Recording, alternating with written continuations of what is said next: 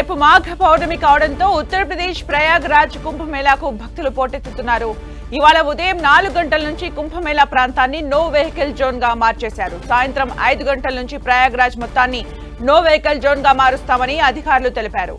గత వారాంతం భక్తుల రద్దీ అధికంగా ఉండటంతో అధిక రద్దీతో 350 కిలోమీటర్ల దూరం వరకు వాహనాలు భారీగా నిలిచిపోయి తీవ్రమైన ట్రాఫిక్ సమస్య తలెత్తింది. వీటన్నింటినీ దృష్టిలో పెట్టుకుని అధికారులు కొత్త ఆంక్షల్ని అమల్లోకి తీసుకొచ్చారు. శని ఆదివారాల్లో లక్షల మంది కుంభమేళా యాత్రికులు ఏకంగా 24 గంటలకు పైగా రహదారిపైనే వాహనాల్లో ఇబ్బందులు పడ్డారు. జబల్పూర్ ప్రయాగ్రాజ్ మార్గంలోని జాతీయ రహదారిపై సుమారు 350 కిలోమీటర్ల పొడవున వాహనాలు నిలిచిపోయాయి. మరో 2 రోజుల పాటు ఎవరూ ప్రయాగ్రాజ్ కు వెళ్లొద్దని యూపీ సీఎం ప్రకటించే పరిస్థితి నెలకొంది. దీన్ని బట్టి అర్థం చేసుకోవచ్చు మహాకుంభమేళాకు ఎంతమంది భక్తులు తరలి వస్తున్నారనే విషయం. ట్రాఫిక్ పరిస్థితుల్ని గూగుల్లో చూసుకుంటూ ముందుకు సాగాలని అధికారులు సూచనలు చేశారు. మధ్యప్రదేశ్లోని జబల్పూర్, సివని కట్ని, మైహర్, సాత్నా, రివా జిల్లాల్లో భారీగా ట్రాఫిక్ జామ్లు అవుతున్నాయి. 50 కిలోమీటర్ల మేర దూరం వెళ్లడానికే 10 నుంచి 12 గంటల సమయం పడుతుందని ప్రయాణికులు వాపోతున్నారు.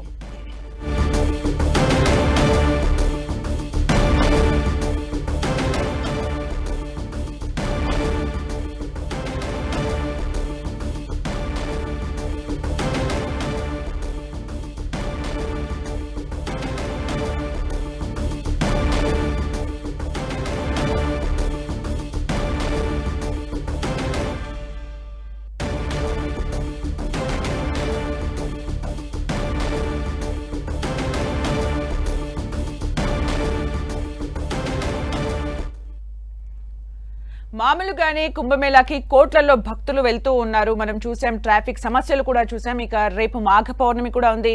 మాఘ పౌర్ణమి దీన్నే మహామాఘి అని కూడా వ్యవహరిస్తారు. అన్ని పౌర్ణమిలో కల్లా ఈ పౌర్ణమి చాలా విశిష్టమైంది. మాఘ పౌర్ణమి రోజున ప్రతి ఒక్కరూ సముద్ర స్నానం కానీ నదీ స్నానం కానీ చేయాలి. దేవతలు తమ సర్వశక్తులను తేజస్సును మాఘమాసంలో జలాల్లో ఉంచుతారు. అందువల్ల మాఘ స్నానం చాలా మంచిది. నది దగ్గరలో లేని వారు కనీసం చెరువులో కానీ, కొలనులో కానీ, లేక బావి దగ్గర కానీ స్నానం ఆచరించాలి. మాఘ స్నానం ప్రవాహ జలంలో చేస్తే అధిక ఫలితం ఉంటుంది అని కూడా అంటారు. స్నానాంతరం సమస్త జీవరాశికి ఆధారమైన సూర్య భగవానుడికి నమస్కరించాలి.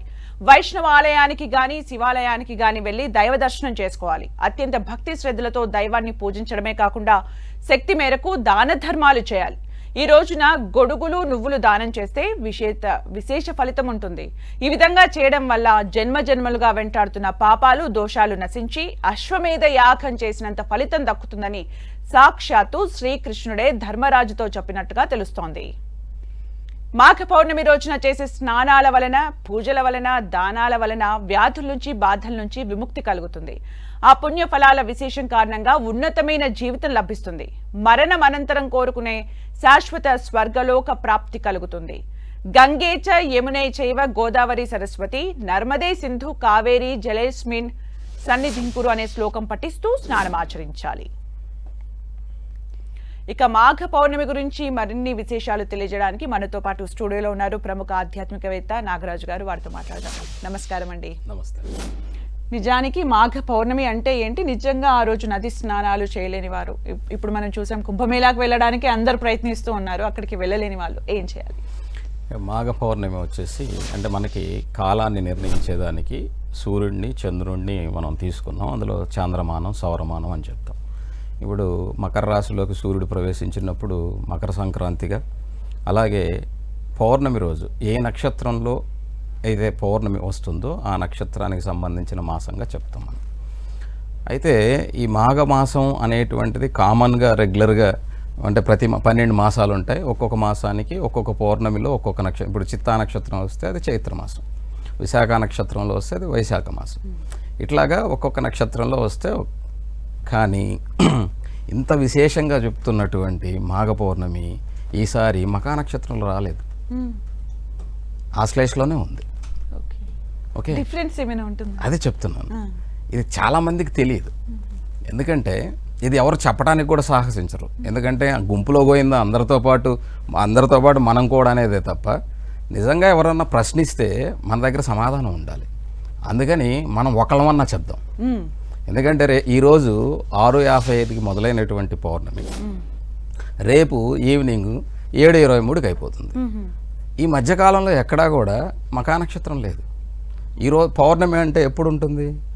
రాత్రి వేళల చంద్రుడు చల్లని వెన్నెలు కురిపించాలి, అది పౌర్ణమి. ఆ పౌర్ణమిలో మనకున్నటువంటి మనం చేసుకోవాల్సింది ఏమిటంటే ఒక శ్రీచక్ర ఆరాధన, లేదా మీ భక్తికి సంబంధించినటువంటి ఎలాంటి ఆరాధన అయినా, లేదా మానసిక ఆరాధన అయినా చల్లని వెన్నెల్లో కూర్చొని ఆ వెన్నెల కిరణాలు మనల్ని తాకుతున్నప్పుడు మన ఆలోచనలు తగ్గుతాయి. ఈ ఆలోచనలు తగ్గినప్పుడు ఏంటంటే విశ్వాత్మైనటువంటి భగవంతునితో మన ఆత్మను లింక్ చేసుకోవటానికి పౌర్ణమిని వాడుకోవాలి.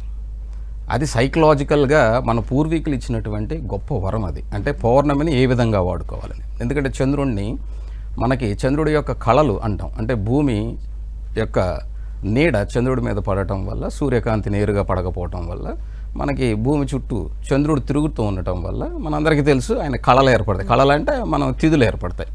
ఈ తిథుల్లో పౌర్ణమి అనేది చాలా విశేషమైనది. ఎందుకంటే చంద్రుని యొక్క కాంతి వలన మొక్కల్లోనే కాదు మనిషిలో కూడా లోపల దాగి ఉన్నటువంటి అద్భుతమైనటువంటి ఒక గుణాలు అనేటువంటి బయటకు వస్తాయి. ఎలా అంటే చల్లని వెన్నెల మీరు ఎక్కడైనా చూడండి, చీకట్లో వెళ్ళేటప్పుడు చిన్న శబ్దానికి కూడా భయపడతాం. కానీ చల్లని వెన్నెల్లో మీరు కూర్చొని చూడండి, మీలో ఉన్నటువంటి ఆందోళన తగ్గుతుంది. సైకలాజికల్గా ఇక్కడ ఎవరు ఏం చేయలే, మిమ్మల్ని మీరే బాగు చేసుకున్నారు. అంటే సైంటిఫిక్గా సైకలాజికల్గా చాలా మంచిదని మీరు చెప్తున్నారు. సైంటిఫిక్కే కదా, అదే మన పెద్దలు చెప్పింది. కాకపోతే ఏంటంటే ఆ కాలంలో ఉన్నటువంటి మనుషులకి వాళ్ళకి అర్థం కాదు. అందుకని ఈ రోజున ఏంటంటే ఇది ఎందుకు అని ప్రశ్నిస్తున్నారు. ఆ రోజున ప్రశ్నించేవాళ్ళు కాదు. ప్రశ్నించినప్పుడే ఈ రోజుల పరిస్థితులకి ఆ రోజులకి లింక్ చేస్తూ మాట్లాడదాం. మనతో పాటు ప్రముఖ ఆధ్యాత్మికవేత్త బంగారయ్య శర్మ గారు జూమ్ లో యాడ్ అవుతున్నారు, వారితో మాట్లాడదాం. నమస్కారం అండి. మాఘ పౌర్ణమి సైంటిఫిక్ గా కూడా రీజన్స్ చెప్పారు నాగరాజ్ గారు, మీరేం చెప్తారండి?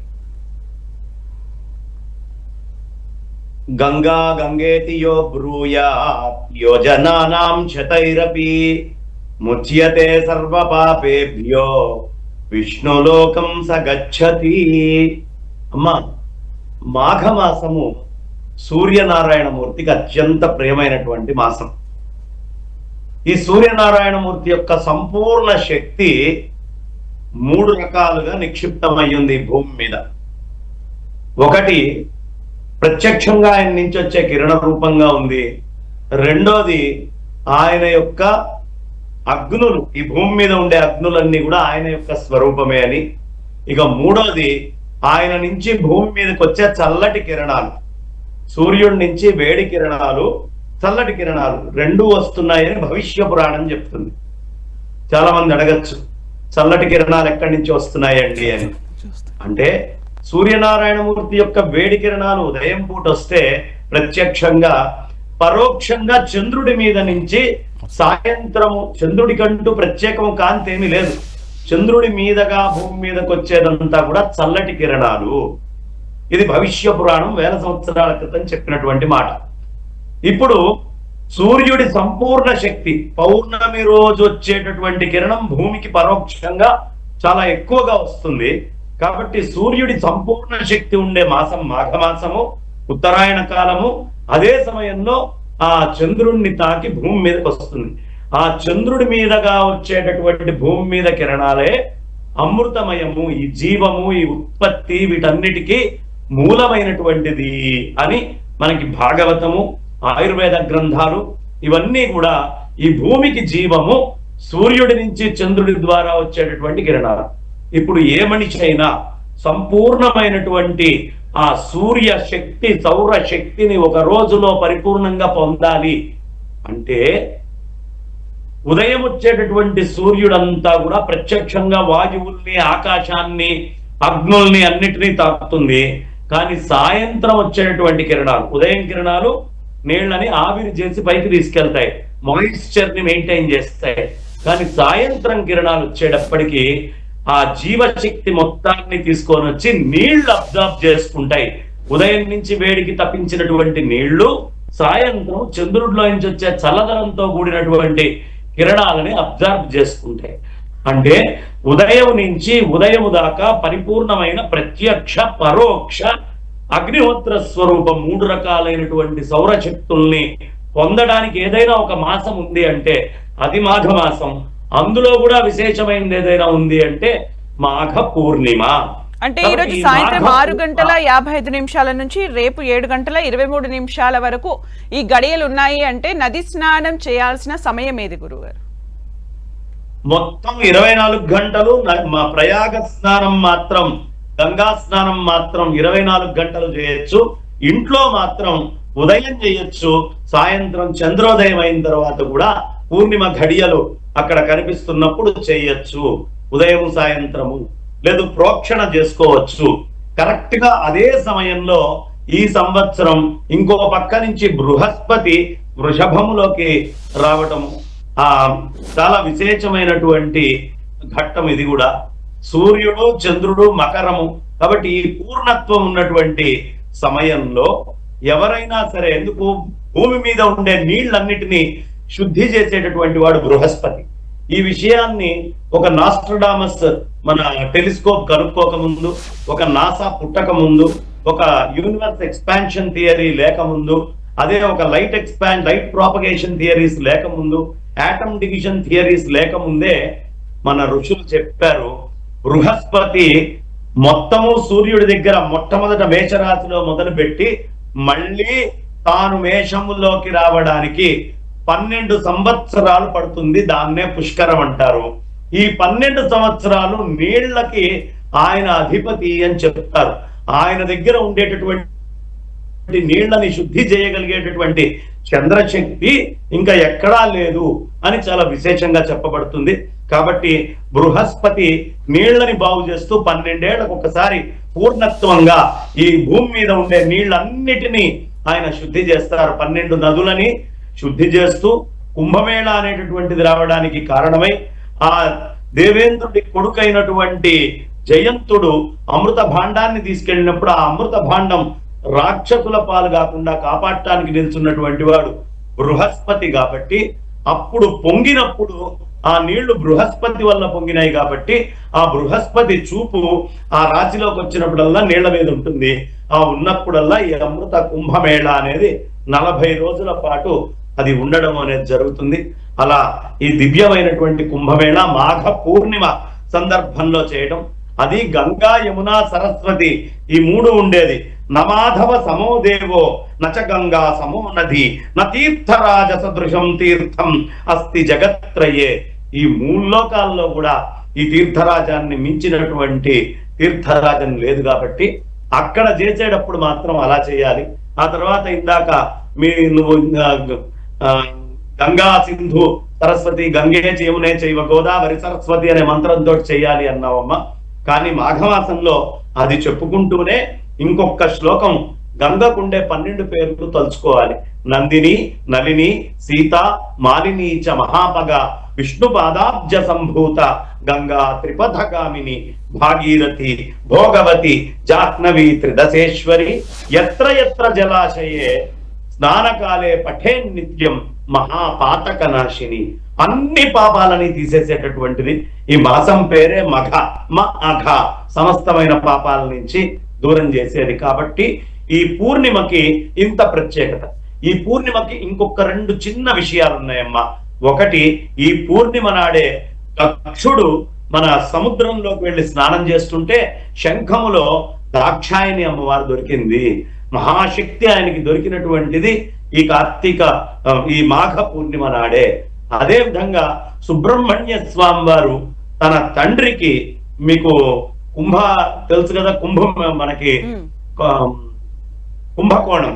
ఈ కుంభకోణం అనేటటువంటి పేరు రావడానికి అక్కడ కారణం, ఈ కుంభకోణంలో మహామాఘి నాడు అంటే ఈ పౌర్ణమి నాడు ఆయన అద్భుతంగా ఈ మహత్తరమైనటువంటి ఓంకార విషయాన్ని తన తండ్రి అయిన పరమేశ్వరుడికి బోధ చేశాడు. కాబట్టి ఈ మహామాఘి చిన్నవాడు కూడా పెద్దవాళ్ళకు ఉపదేశం చేయగలిగేటటువంటి స్థితి అని దీన్ని చాలా విశేషంగా ఈ మహామాఘిని మనం అందరం చెప్పుకుంటూ ఉంటాం. ఇన్ని విశేషాలు ఉన్నాయంటే మొత్తానికి అన్ని కనెక్ట్ అవుతూ ఉన్నాయి. మీరు చెప్పండి, అంటే వీటితో పాటు నది స్నానాలతో పాటు ఇంకా చేయవలసినవి ఇక్కడ మాఘ పౌర్ణమి రోజున అదే చెప్పాను కదా, వెన్నెల్లో కూర్చొని చక్కగా వెన్నెల్లో మనం ఆరాధన చేయటం వల్ల మానసికమైనటువంటి ఆరాధన కూడా, అంటే ఒక శ్రీచక్ర ఆరాధనే కాదు, విష్ణు సహస్రనామే కావచ్చు, ఏదైనా సరే మీకున్నటువంటి ఆరాధన ఏదైతే ఉంటుందో, ఎందుకంటే ఫలానదే చేయాలని లేదు, ఎందుకంటే భగవంతునికి ఒక పేరు లేదు.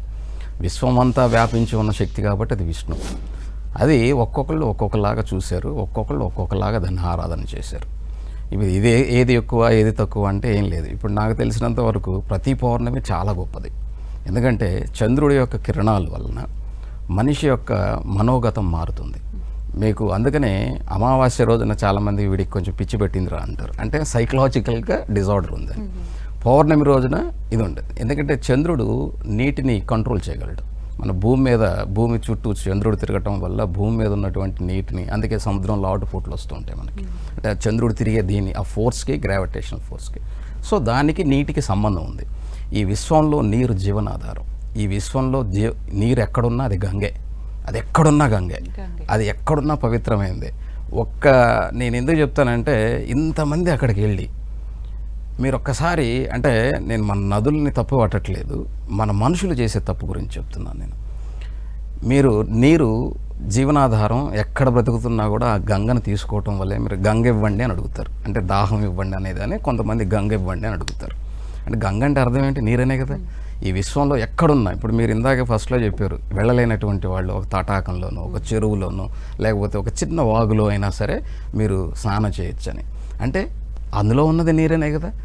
కాకపోతే ఏంటంటే విశేషంగా మనకున్నటువంటి నమ్మకం ముందు ప్రధానం ఏంటంటే భక్తి విశ్వాసాల ముందు ఏదైనా కూడా ఓడిపోతుంది. ఎందుకంటే ఒక మెడిసిన్ ఇచ్చినా కూడా విశ్వాసంతో, భక్తితో, నమ్మకంతో వేసుకుంటే డాక్టర్ గారే చెప్తారు, మీరు ముందు మిమ్మల్ని మీరు నమ్మండి, మీ మీద కాన్ఫిడెన్స్ తెచ్చుకోండి, ఈ మెడిసిన్ పనిచేస్తుందని నమ్మండి అని చెప్తారు. నమ్మకపోతే పని చేయదా? వాళ్ళు ఎందుకు చెప్పాలి అలాగా? ఎందుకంటే సైకలాజికల్గా మనల్ని మోటివేట్ చేస్తారు. దీనికి కారణం చంద్రుడు. ఈ చంద్రుడు ఏమిటంటే మనకి జ్యోతిష్య శాస్త్రంలో కూడా సూర్యుడు ఆత్మకారకుడైతే, సూర్యుని యొక్క కిరణాలు ఎలాగైతే జీవనానికి నీరు ఆధారమైనప్పుడు ఆ జీవం వృద్ధి చెందటానికి కావాల్సినటువంటివి అన్నీ కూడా సూర్యచంద్రుల నుంచి లభిస్తాయి. సూర్యుడు లేకపోతే ఆహారం లభించదు, చంద్రుడు లేకపోయినా ఆహారం లభించదు. ఎందుకంటే సూర్యుడి యొక్క కిరణాల వల్ల మన కిరణజన్య సంయోగ ఫోటోసింథసిస్. అలాగే చంద్రుడి యొక్క కిరణాల వల్ల కూడా, చంద్రుడికి ఏం సపరేట్ కిరణాలు లేవు, డైరెక్ట్గా సూర్యుడు ఆయన మీద పడి ఆయన నుంచి అక్కడ కూడా ఎంత వేడి ఉంటుందో తెలుసా? 250 డిగ్రీలు వేడి ఉంటుంది ఎవరి మీద? చంద్రుడి మీద ఉన్నప్పుడు నేరుగా కిరణాలు. బ్యాక్ సైడ్ అంతా కూల్గా ఉంటుంది, ఐస్లా అయిపోతుంది. ఆ కిరణాలు పడి భూమి మీదకి వచ్చినప్పుడు ఆ చల్లని కిరణాల వల్ల మొక్కల్లో ఔషధాలు వృద్ధి చెందుతాయి. అలాగా మనలో కూడా మానసికంగా వృద్ధి చెందుతాం. ఈ మానసికంగా వృద్ధి చెందుతాం కాబట్టి ప్రతి పౌర్ణమికి, మీరు కార్తీక పౌర్ణమి కావచ్చు, చైత్ర పౌర్ణమి కావచ్చు, మీరు ఏ పౌర్ణమినైనా తీసుకోండి, శ్రావణ పౌర్ణమి కావచ్చు, ప్రతి పౌర్ణమికి ఒక్కొక్క విశేషం చెప్పారు. కారణం ఏమంటే, ఇలా చెప్పలేదనుకోండి వీళ్ళు దాన్ని అనుభూతిని పొందలేరు. అందుకోసం అది ప్రతి పౌర్ణమికి ఒక లక్షణం ఉంది, ప్రతి పౌర్ణమి ఒక పండుగ, ప్రతి పౌర్ణమి యొక్క కిరణాలు మనిషికి ఆరోగ్యాన్ని ఇస్తాయి. చాలా రకాల, అంటే సూర్యకిరణాల వల్ల మనకి డి విటమిన్ ఎలా వస్తుందో, చంద్రకిరణాలు చాలా సైంటిఫిక్ గా అన్ని చక్కగా సైంటిఫిక్ కాదమ్మా, అసలు చెప్పిందే అది. వేదంలోనే అద్భుతమైన జ్ఞానం, సైన్స్ ఉంది. నేను ఎందుకు సైంటిఫిక్ గా మళ్ళీ చెప్తున్నానంటే, సోషల్ మీడియాలో మనం చూస్తున్నాం, ఈ రోజు ఇది చేయకూడదు, కొడుకులు ఉన్న వాళ్ళు ఇది చేయండి, కూతుర్లు ఉన్న వాళ్ళు ఇది చేయండి, అది చేయండి అని చెప్తూ ఉంటే ఒక చిన్న అనుమానం అనేది తొలి చేస్తుంది మనిషికి. మీరు వాళ్ళకి ఏం చెప్పాలని? నేను ఒకటే చెప్తున్నా, నేను అదే అనేది. ఇప్పుడు మీరు అక్కడికి వెళ్ళలేరు, మీరు చక్కగా మీ ఇంట్లోనే మీరు చెప్పినట్టుగా గంగే చెమని చెవ గోదావరి సరస్వతి మంత్రాన్ని చదువుకొని, ఒక కలశంలోకి ఆవాహన చేసుకొని, ఆ నీళ్లు తీసుకెళ్ళి మీరు ఒక బకెట్లో పోసుకొని చక్కగా తలస్నానం చేయండి. మీకు పుణ్యం ఎందుకు రాదు? అలాగే మీ తల్లిదండ్రుల పాదాలకు నమస్కరించండి. భగవంతుడి మీద నమ్మకం లేని వాళ్ళు ఉంటారు కదా, వాళ్ళు మీ అమ్మ నాన్నకి దండం పెట్టండి, సత్ఫలితం వస్తుంది. ఎందుకంటే తల్లిదండ్రులు మించినటువంటి దైవం ఈ ప్రపంచంలో ఎక్కడా లేరు. అందుకనే శివపార్వతుల్ని తల్లిదండ్రులుగా చెప్తారు. అర్థమైందమ్మా? శివపార్వతులు అంటే మొదటి తల్లిదండ్రులు ఎవరు అంటే శివపార్వతులు. సింధు నాగరికతలో కూడా మొదట ఎవరిని పూజించారంటే అమ్మ తల్లి అంటారు, అంటే గాడెస్ట్ మదర్ అని, అంటే తల్లిని పూజించారు. తర్వాత తండ్రి, దానికి కారణమైనటువంటి వాడు తండ్రి. కాబట్టి తల్లిదండ్రులను మించినటువంటి దైవం లేదని ఎన్ని పురాణాలు చెప్పినా, ఎన్ని వేదాలు చదివినా మొదటిది తల్లిదండ్రులే. ఈ జీవం ఉన్నది అంటే దానికి ఒక తల్లిదండ్రులు ఉంటారు. ఆఖరికి వైరస్కి కూడా ఆర్ఎన్ఏ డిఎన్ఏ రెండు ఉంటాయి. సో ఈ విధంగా మనం ఆలోచించే విజ్ఞానాన్ని ఆ రోజుల్లోనే మన వాళ్ళు పురాణాల్లో, కాకపోతే భక్తి మార్గంలో ఆధ్యాత్మికంగా చెప్పబడింది. ఇప్పుడు మనిషికి కావాల్సినటువంటి విజ్ఞానం ఏమిటంటే, మనిషి బ్రతకడానికి తిండి కావాలి, దానికి వ్యవసాయం చెప్పారు. ఆ వ్యవసాయంతో పాటుగా మనిషి ఆరోగ్యంగా బ్రతకాలి అంటే వైద్యం కావాలి, దానికి ఆయుర్వేదం చెప్పారు. మిగతావన్నీ వృత్తులు కూడా ఏవైతే ఉన్నాయో, మనిషి బట్ట కట్టాలి, బట్టకు కావాల్సిన వృత్తి, వ్యవసాయానికి చేయాల్సిన పని, ఇలాగ అన్నీ చెప్పుకొచ్చారు. అంతేగాని యాటమ్స్ గీటమ్స్ మన వాళ్ళకు ఉన్నా కూడా దాన్ని మరుగున పడేశారు. కారణం ఏమిటంటే వినాశనాన్ని చేస్తారు అని. అలాగ భక్తి మార్గంలో మాఘ పౌర్ణమి రోజున మీరు సముద్ర స్నానం చేసినా, మీకు సముద్ర స్నానం చేయడం వల్ల ఏం లభిస్తుంది? పుణ్యం కన్నా ఒంటి మీద ఉన్న గజ్జి పోతుంది, ఎగ్జిమా పోతుంది. ఇది అబద్ధం కాదు. ఇలా చెప్పామనుకోండి, వెళ్ళినోడికల్లా ఆ రోగం ఉందేమో అనుకుంటాడని వీడికి ఏం చెప్తారు? నాయన పుణ్యం వస్తుంది వెళ్ళు అని చెప్తారు. వెళ్ళినోడల్లా సముద్ర స్నానానికి వెళ్ళినోడికల్లా వీడికి ఏదో రోగం ఉందనుకుంటే అలాగా మళ్ళీ వాడిని తక్కువగా చూస్తారు. అలా చెప్పకుండా మీకు సముద్ర స్నానం చేయడం వల్ల మీకు ఆరోగ్యం లభిస్తుంది, మీకు ఐశ్వర్యం లభిస్తుంది. ఆరోగ్యాన్ని మించిన ఐశ్వర్యం ఏముంది ఈ ప్రపంచంలో? ఆరోగ్యాన్ని మించిన ఐశ్వర్యం ఏమీ లేదు. ఆరోగ్యవంతుడే నిజమైనటువంటి ఐశ్వర్యవంతుడు. ఎందుకంటే మీకు ఎంత డబ్బున్నా మీరు ఆరోగ్యాన్ని కొనలేరు, మీకు ఎంత డబ్బున్నా మానసిక ప్రశాంతత కొనలేరు. మాఘ పౌర్ణమి రోజున మీరు చక్కగా మీరు అన్ని దానాలు ధర్మాలు చేసుకోండి. ఆవుని గౌరవించండి. ఆవుని తల్లి తర్వాత మనకి తల్లిలా గౌరవించబడేది గోమాత. గోమాతని గౌరవించండి. అలాగే దానం అంటే నెయ్యి ఇవ్వండి, పాలుతో చేసినటువంటిది ఏదైనా బిడ్డలకి ఇవ్వండి. అంటే దానం బియ్యం, నువ్వులు, బెల్లంతో చేసినటువంటి ఏదైనా ఆహార పదార్థాన్ని దానం ఇవ్వండి. వీటన్నిటి వల్ల ఇందాక చెప్పినట్టుగా మాఘమాసం నుంచి సూర్యుడు ఇప్పుడు దాకా చల్లగా ఉన్నటువంటి సూర్యుడు, అంటే సూర్యరశ్మి తక్కువగా ఉంటుంది. ఇక నుంచి మాఘమాసం నుంచి మనకి సూర్యుడు రైజింగ్లో ఉంటాడు, అంటే ఎండలు పెరుగుతాయి, అంటే శక్తివంతంగా భూమి మీదకి వస్తాడు. అది దాని అర్థం. మాఘమాసంలోనే మనకి రథసప్తమి వచ్చింది. అలాగే ఇదే మాఘమాసంలో మనకి అన్నీ ఇప్పుడు ఏదైతే ఈ పౌర్ణమి ఉంది కాబట్టి అదే మాఘమాసంలో మనకి భీష్మ ఏకాదశి ఉంది. ఇవన్నీ ఎందుకు చెప్పారంటే సూర్యుడి నుంచి వచ్చేటువంటి కిరణాలు ఇక్కడి నుంచి రైజింగ్లో ఉంటాయి ఎక్కడి దాకా, జూలై దాకా. సో ఈ కాలం అంతా ఏంటంటే అందుకని దీన్ని ఉత్తరాయణ పుణ్యకాలం అంటారు. బంగారయ్య శర్మ గారితో మాట్లాడదాం. గురువు గారు, అంటే మొత్తానికి రేపు మాఘ పౌర్ణమి ఉంది. అసలు సైంటిఫిక్ గా కూడా దాన్ని ఎలా అంటే అందరికీ అప్పట్లో అర్థమయ్యేలాగా చెప్పాలి అంటే ఆరోగ్యం వస్తుంది, పుణ్యం వస్తుంది, ఇవన్నీ చెప్పేవాళ్ళు. నిజానికి సైంటిఫిక్ రీజన్స్ ఇవి అని చెప్తున్నారు. వీటితో పాటు ఇంకా ఏమేం కార్యక్రమాలు చేయొచ్చు రేపు? అమ్మా, ఈ దానము, స్నానము, జపము, అదే విధంగా పైతృకాదులు కూడా పెద్దవాళ్ళకి తర్పణాలు ఇవన్నీ కూడా వదిలిపెట్టుకోవడం. ప్రధానం గురుధ్యానం చేసుకోవాలమ్మా. గురువుని బాగా స్మరించుకోవాలి. గురుధ్యానము చాలా అవసరం రేపటి రోజున. కారణము సుబ్రహ్మణ్యుడంతటి వాడు శివుడికి బోధ చేసినటువంటి రోజు. గురువుల దగ్గరికి వెళ్ళి ప్రత్యేకంగా నమస్కరించి గురువుల యొక్క ఆశీస్సులు తీసుకుంటే చాలా విశేషమైనటువంటి ఫలితం. ఇక లేనటువంటి వాళ్ళకి దానము చేయడం అనేటటువంటిది ఆరంభించాలి. కాస్త పక్షులకి, చిన్న చిన్న ఈ చీమలు, కీటకాదులు ఉంటాయి, ఈ చీమలకి వాటికి కాస్త పంచదారాలు చల్లడము, పక్షులకి కాస్త ధాన్యం వేయడము, మనుష్యులకి రకరకాలైనటువంటి ఉపచారాలు చేయడము. ఏది తోస్తే అది వాళ్ళు ఒక కప్పుకోవడానికి ఒక ధావళి ఇవ్వగలిగితే ధావళి, ఒక గొడుగు ఇవ్వగలిగితే గొడుగు, నూగులు ఇస్తే నూగులు రాసుకొని నూగు పప్పుతోటి మొత్తం అంతా పిండి చేసుకొని, లేదా నువ్వుల నూనెతోటైనా మొత్తం రాసుకొని స్నానం చేస్తే ఈ పోర్స్ ఓపెన్ అవుతాయి.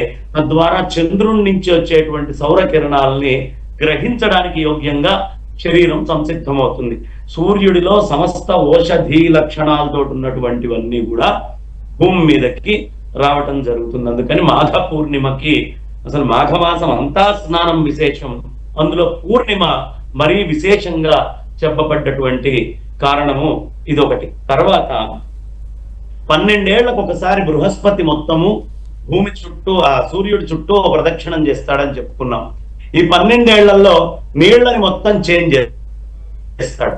మన బాడీలో కూడా మనం బయట చెప్పుకునే నదులు ఎక్కడో బయట లేకమ్మా, ఆ నదీ ప్రవాహాలు, ఆ లోహాలు, ఆ ధాతువులు ఏది బ్రహ్మాండంలో ఉందో అది పిండాండంలో ఉంది, ఏది పిండాండంలో ఉందో అది బ్రహ్మాండం అంతా పాకి ఉంది అని మన పెద్దలు చెప్తారు.